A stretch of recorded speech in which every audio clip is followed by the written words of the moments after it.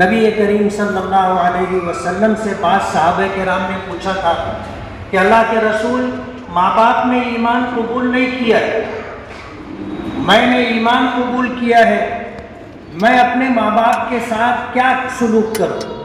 حضور پاک صلی اللہ علیہ وسلم نے ماں باپ کے مقام کے پیش نظر انہیں اس بات کا پابند کیا کہ تم ان کے ساتھ حسن سلوک کرتے رہو۔ انہوں نے کہا کہ اللہ کے رسول، میرے ایمان قبول کر لینے کی وجہ سے میرے ساتھ بڑی ناگواری کے ساتھ پیش آتے، تو حضور نے فرمایا کہ پھر بھی ان کے ساتھ تم احترام کا سلوک کرتے رہو۔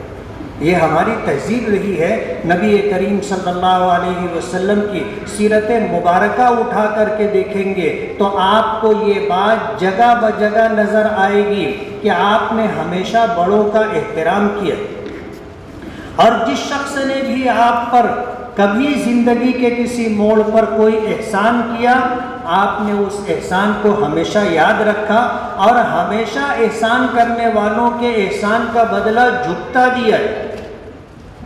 ڈاکٹر خلیل احمد انصاری صاحب مالیگاؤں کے ان لوگوں میں سے ہیں جنہوں نے خاموش خدمت کی ہے، اور میں عبدالحلیم صدیقی صاحب کو بہت بہت مبارکباد دوں گا کہ انہوں نے ماضی میں بھی اس طرح کا اچھا کام کیا ہے، اور ابھی بھی انہوں نے ڈاکٹر خلیل احمد انصاری صاحب سے ملاقات کر کے ان کی زندگی کے ان گوشوں کو جن کو ان کے رفقا اور ساتھ میں رہنے والے بھی نہیں جانتے، ڈاکٹر صاحب سے پوچھ کر کے اس کو ایک کتابی شکل دی۔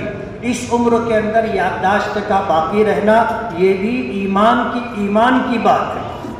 اللہ تعالیٰ جنہیں ایمان کی دولت عطا کرتا ہے اور ایمان میں استحکام اور مضبوطی عطا کرتا ہے، ان کی یادداشت بھی سلامت رہتی ہے۔ ڈاکٹر صاحب، ہم تو ڈاکٹر صاحب کو جب ان کے عروج کا زمانہ تھا تو ہم لوگ بچے تھے۔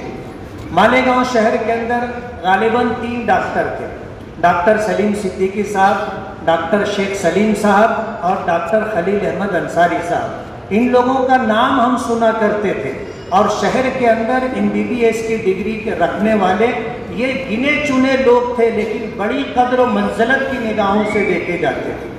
آج تو ان سے بڑی بڑی ڈگری رکھنے والے کہیں شمار و قطار میں بھی دکھائی نہیں دیتے۔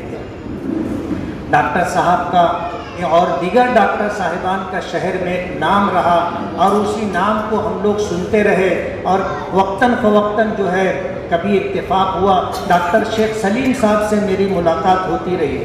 ایک موقع پر میں مدرسہ محمدیہ میں پڑھاتا تھا، تو صبح کا ٹائم تھا، 12 بجے چھٹی ہوئی، میں گھر آنے لگا تو ان کے صاحبزادے جو خود ڈاکٹر ہیں وہ دروازے پر کھڑے تھے۔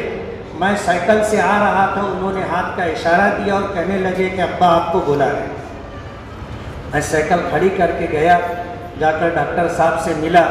ڈاکٹر صاحب کا اپنا ایک مزاج تھا اور دینی کتابوں کا بڑا وسیع مطالعہ تھا۔ فرض نمازوں کے بعد امام صاحب جو دعا کرتے ہیں، اس دعا کو لے کر کے ڈاکٹر صاحب بڑی شدت کے ساتھ لوگوں میں بات چیت کیا کرتے تھے۔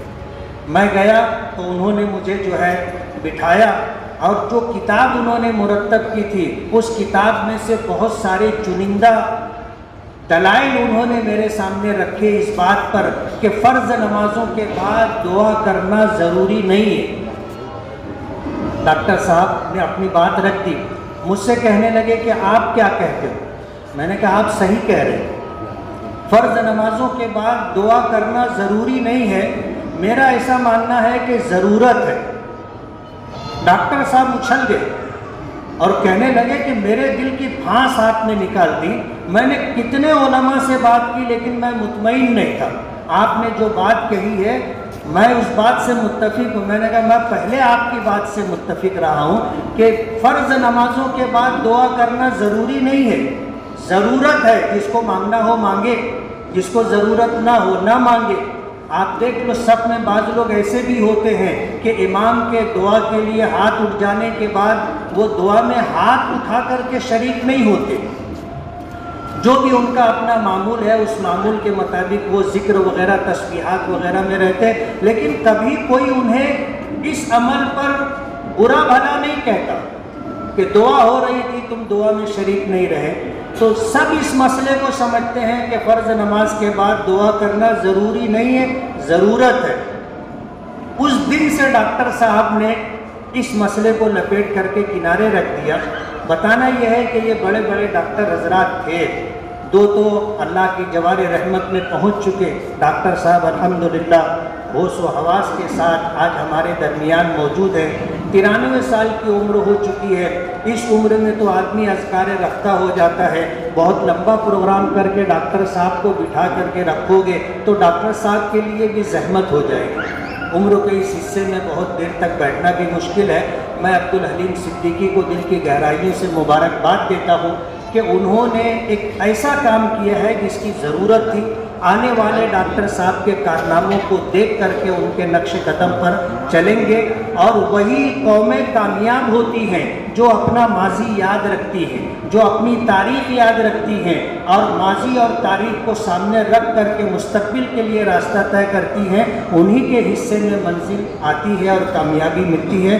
بہت بہت شکریہ. السلام علیکم.